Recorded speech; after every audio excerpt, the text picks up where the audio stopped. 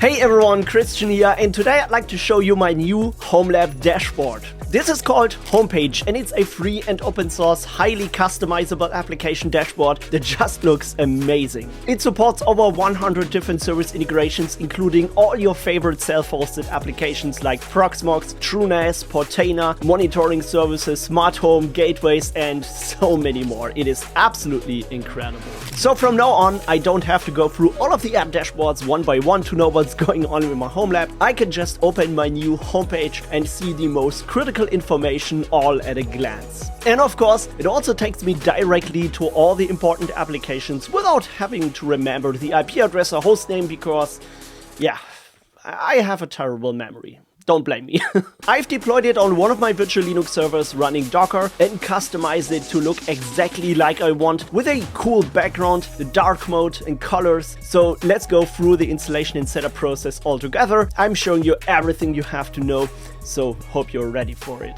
But before we start with that, I'd like to take a moment and talk about a new application I've recently discovered, because as you might know, working at IT can be pretty stressful and hard, and I recently wanted to learn more about mental health and time management. But since I usually don't have the time to read an entire book or listen to a 1 hour long podcast, I found a better way. So let me introduce you to Blinkist. Blinkist summarizes the most important things from over 6,600 non-fiction book summaries and podcasts that you can read or listen to in just about 15 minutes. They have a fantastic collection. For example, I've recently came across the book Stop Overthinking by Nick Trenton, which includes 23 techniques to relieve stress, stop negative spirals, declutter your mind, and focus on the present, which I personally found to be super valuable for me. And for the German folks out there, Blinkist also has a lot of titles in German, by the way. There I'm currently listening to the 1% Method or die 1% Methode by James Clear. And this is really so helpful because it's so easy to just take a few minutes every single day to listen to a new Blink and learn something new. There's so much value you can get within just a couple of minutes, so I'm really super excited about it. By the way, you can also use their new feature, Blinkist Spaces, that you can share with your friends and family and recommend titles to each other. That's also pretty cool. So just try it out yourself and get 25% off Blinkist Annual Premium. Start your 7-day free trial by clicking the link in the description box. Okay, so let's get back to topic and start deploying the homepage dashboard on one of my demo servers. And yeah, let's configure a couple of services together so you can easily follow along and know how to customize it to your personal needs. First, let's check out the gethomepage.dev website. So here you will find the installation and configuration guidelines and also the link to the GitHub repository. So make sure to check this out and give it a star. Here you will find the source code of the application as well as some additional information about the features and the deployment. But all of the information that we're going to need are located on the website. So let's open the installation configuration guidelines. Here you will find instructions to deploy this on Docker, deploy it on Kubernetes, build it from source, or even install it on Unraid if you're an Unraid fan for whatever reason. By the way, I still have Unraid on my list to take a look, so I just didn't have the time to do it, but someday I will definitely check it out and compare it to my TrueNAS scale installation and find out what's the better NAS software, so I definitely will do that at some point. But for now, I'm happy with installing this on one of my virtual Linux servers that already has Docker on board, so we can directly start with that. So here we'll find some example Docker Compose projects that you can use to easily spin up a new instance of the homepage dashboard. Now, the first one includes the Docker Compose project to run it as a root user if you need the local Docker socket integration, but I still prefer running it as non-root user. Don't worry, I will later show you a very secure way to integrate Docker monitoring in this homepage dashboard as well. So I'm going to copy all of this stuff here, and then I'm opening a connection to one of my demo servers and create another project directory for it. Let's call it homepage demo 1. I think that's fine, and cd into this directory. Now, I also want to open this in VS Code because it's much easier to update all the configuration files in VS Code than using a terminal program. So let's open a new remote connection and open this project folder in here. So perfect. So here we can create another Docker Compose file and just paste all the information from the installation tutorial in here. Basically, you could just go and deploy this Docker Compose project as it is, but I'd like to customize a couple of settings here. For example, I just like to remove this version statement here. It's actually a deprecated setting that isn't used in Docker Compose in any way, so just get rid of it. It's unnecessary. And also what I don't like is to use the latest tag in the Docker image, so I definitely would always use a pinned tagged version and do the updates manually. Okay, fine. So I'm also going to remove that Docker socket here. So this is optional and you only need it for Docker integrations. By the way, if you're not running this container as root user, you won't have access to the Docker socket anyway, so you can get rid of it. And I'm also going to replace this value here with my real user and group ID. To know what user and group ID you have, just go to your server and type in the command ID. So this will give you the user and group ID. Just enter the number here. And what you should also do is replace the path to the config directory. So I'm creating a new config folder. And here we go. So this is what Homepage will use as a persistent storage for storing all the templates and the settings files and so on. I also want to add a restart policy and set it to unless stopped. And what you can also do is, if you later want to add custom backgrounds or custom icons for specific services that don't have an official icon somewhere in a library, you can also pass in 2 additional volumes, one for background images and mount this to app images. And the same you can also do for the icons folder. Just create those 2 folders in here. This is where you can put your custom files. Okay, so I think that is everything that we need. So let's just go and deploy this project. I'm going back to the terminal and just start it using the docker compose up-d command. So this will pull down the latest version of the image and start up the HomeLab dashboard. All right, so let's check if everything is up and running by executing the docker compose ps command. As you can see, the health status currently reports starting. So let's try again in a few seconds. So then you should see the status is healthy. So we can open a new browser window and open a new connection to my demo server on the port 3000. And this is our HomeLab dashboard. It's just as easy as that. And I have to say, I just love the look and feel of this very simple and minimalistic homepage dashboard, but it still gives you a lot of advanced features to see all the important information at a glance. I will show you exactly how to configure that for each of your HomeLab services. But if you just take a look at this, it's really amazing. You have a widget at the top left corner where you can see the CPU, memory, and disk utilization. You have a search bar. You have different groups for all the HomeLab services. Of course, you can customize anything in here and add new links. So we will do that together in a few minutes. And you can also add bookmarks as quick links to any website or any portal you like. You can also customize the color here in the bottom section to make it look blue, for example. Or you can even switch it to light mode if for whatever reason you want to use the light mode. But hey, I'm not blaming you if you do that, so that's fine. And yeah, so this is how you can customize it. By the way, if you want to take a look at my homepage dashboard, I'm just going to show you this. So this is how I configured the whole application to my personal needs. So I have a section for networking, my 2 gateways here, or a quick link to my Sophos XG firewall, to the Sophos switch, infrastructure. I can see the Proxmox and TrueNAS server in here. You can even see it collects some metrics about the virtual machines, the CPU and memory utilization of my Proxmox instance, which is absolutely cool. It also shows me the status, so it pings the interfaces regularly, and you can see the ping request, how much latency it has, and if the service is up and running. Here are my container management applications. I haven't connected all of them here, but yeah, that's the main Portainer interface that I'm using. Also Uptime Kuma, so that will report all the sites and monitors that I've configured and if they are up or down. Prometheus and Grafana for monitoring. Here I have my automation platforms, Kestra, Ansible, Semaphore, Argo CD, Home Assistant, that show me how many people are at home, so probably me, and I don't know where my wife is right now. Maybe shopping or whatever, I don't know. How many lights I've turned on and so on. Here is security, my authentic dashboard that I've shown you in one of my recent videos. And here in the bookmark section, I've configured a couple of links to my GitHub repository, my cloud services applications that I'm using, Sophos Cloud, Cloudflare, Teleport, TwinGate, NetBird, my remote access tools, and also any cloud vendors, Microsoft Azure, DigitalOcean, Civo, anything that I'm using. By the way, if you want to copy parts of my configuration, you can also find it on my GitHub repository HomeLab. So here you will find the entire infrastructure, configuration, setup files, everything that I've deployed in my HomeLab. So I've made it fully open source for you guys, so you can really take a look at everything that I'm using. I've created a new folder for homepage, the homepage production setup. Here in the config directory, you will find all the settings. So just take a look if you want, copy parts of it if you need it. But let us do a couple of things together here, so you know exactly how this all functions and works together.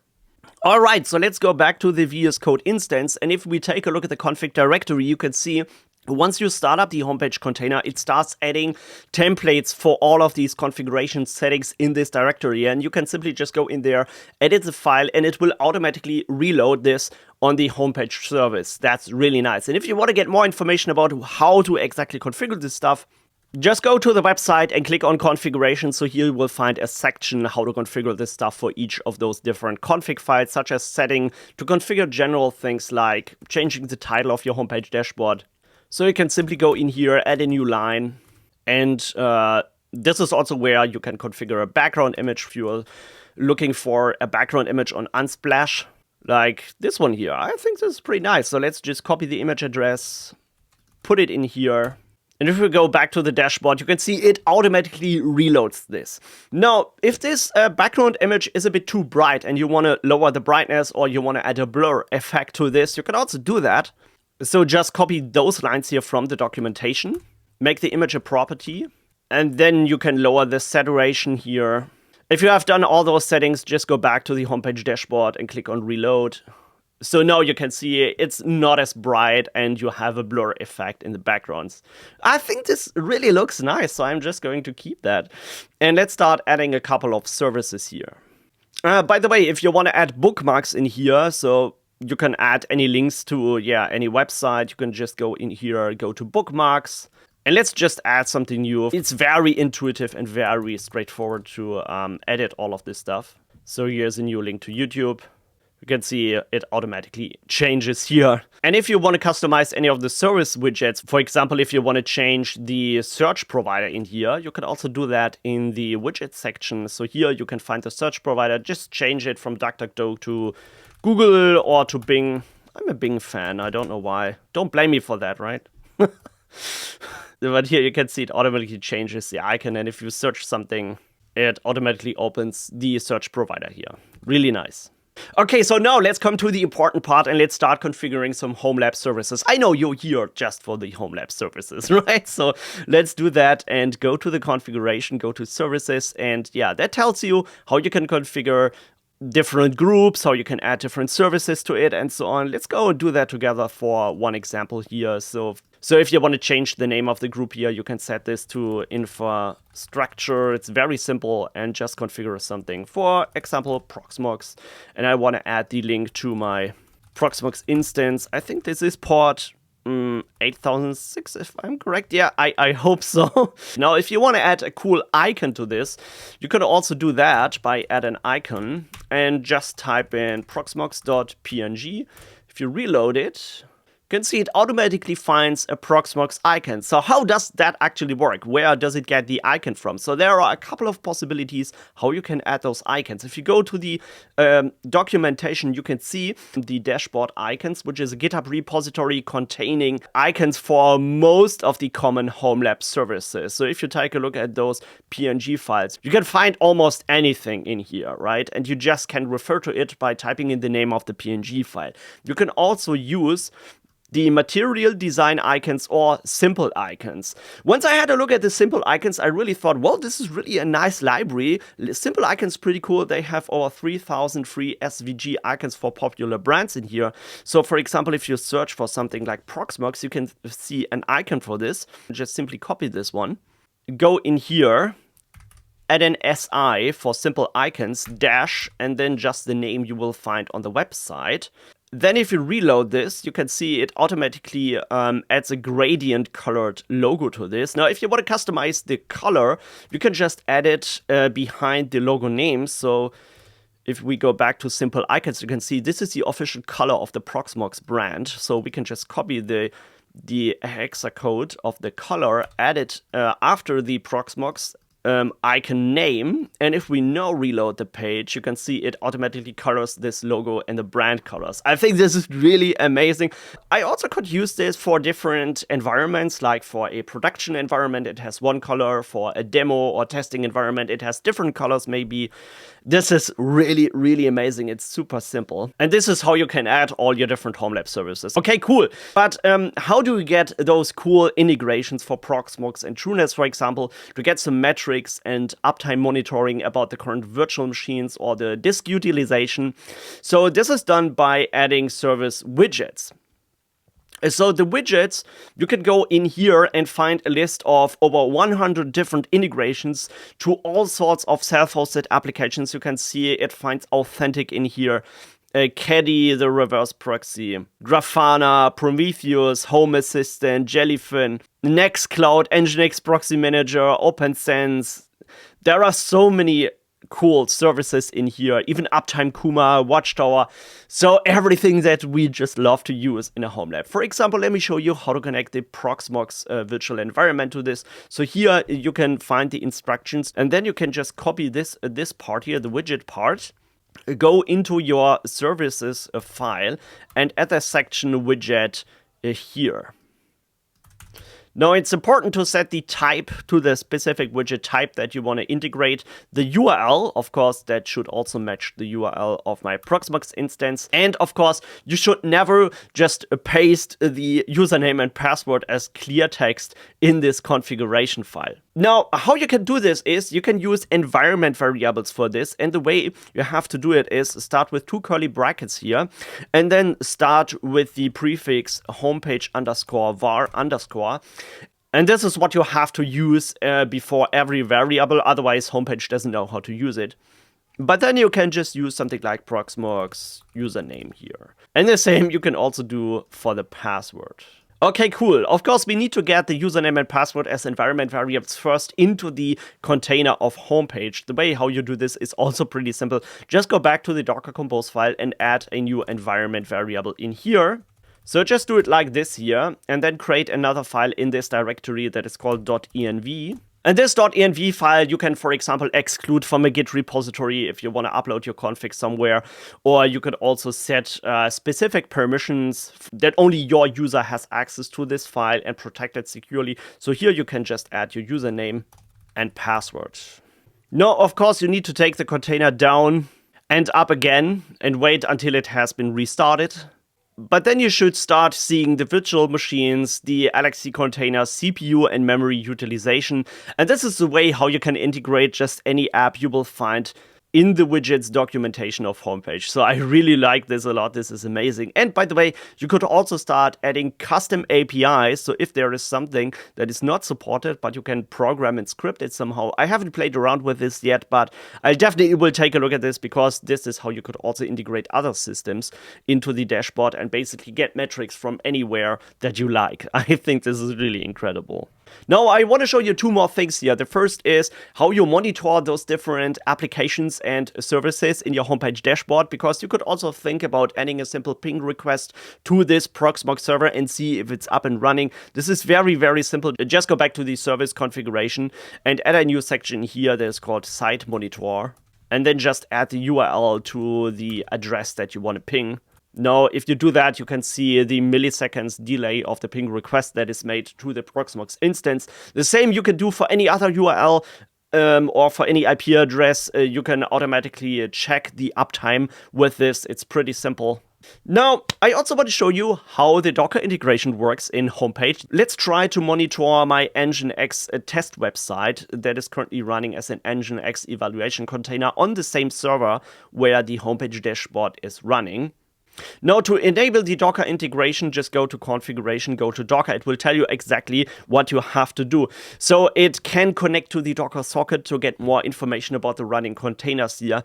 But this is a section where you actually have to pay attention to, because if you're just exposing the Docker socket on the network without any form of authentication or protection, it literally gives everyone the ability to create and start new container or delete containers on the system where the Docker socket is running. So that is something you have to pay attention to. Don't expose the Docker socket without any protection on the network. I've once done a video how to securely connect to any remote Docker socket using TLS certificates. I think that was a video about showing you how to connect remote Portainer hosts with a Docker socket using the TLS protection. So you can do that, but I'm not going into detail. You can still watch the old video. It should be still valid and a great way to connect remote servers.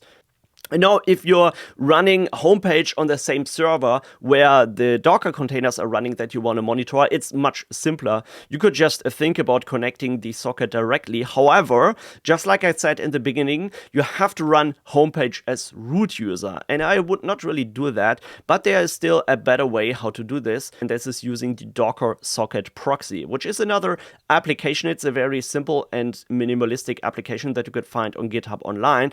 But this runs another container that has all the privileges, connect to the Docker socket and exposes it to the homepage dashboard, but it gives you the ability to have some form of permission settings in here where you can configure that a remote container that connects to the Docker socket might just have read permissions and not write permissions. So it means it can get the information about the containers, but it could not change anything. It could not delete or start new containers. I think this is a much better way to do it even in a local environment. So what you can do is you can just copy this here as an example. Let's go into the Docker Compose file and add this secondary container. And yeah, that's all you should have to do. But now let's go to the Docker YAML file and let's configure a new Docker server. I will just call it local Docker. And now the host name should be the same as you have defined in the container name. So just put Docker proxy in here and use the port that you have exposed in here. So now that you have connected your homepage to the Docker socket on the local machine, you can start adding a new service for my Nginx website, for example. So I'm just copying the URL in here, description. And now instead of adding the site monitor, you have to choose which Docker server you want to monitor this with. So this should match the name that you have defined in here in the docker.yaml file, in our case, local Docker. Go back to services, choose the Docker server, and then set the container name. So if we go back to this docker ps --all, you should see the container name that we want to monitor is nginx-evaluation1. So let's pick the name in here. Oh, I need to add a colon. Okay, perfect. So let's go back to the homepage. Let's reload. And here you can see is our Nginx website. If I click on this, it will take me to the website, but it will also show me if the container is up and running. So now if I stop the container, let's do this. Okay, stop Nginx evaluation 1, for example. Let's go back to the homepage dashboard. You can see that it has exited. So this is really an amazing way to monitor all the different containers and applications in your homepage dashboard. Really cool. Let's start this again. And now you can see it's up and running. So my new HomeLab dashboard using homepage is such a great improvement to my older HomeLab dashboard where I was using Homo that just had a couple of links to my application dashboards, but honestly I wasn't using it because it didn't provide me any information. So now with homepage I can see all the critical data in my HomeLab. I can quickly see all the uptime status of my containers. I can see all the virtual machines that are running, so all the important information that I want to see, and that is really amazing. But now it's your turn, so please tell me, what HomeLab dashboard are you using? Are you using Heimdall, Dashi, Organizer, or any other of those HomeLab dashboards? Thanks everybody for watching. A big thanks goes out to all my supporters on Patreon that make all these free tutorial guides possible. And I hope to see you in the next video. Take care everybody. Bye bye.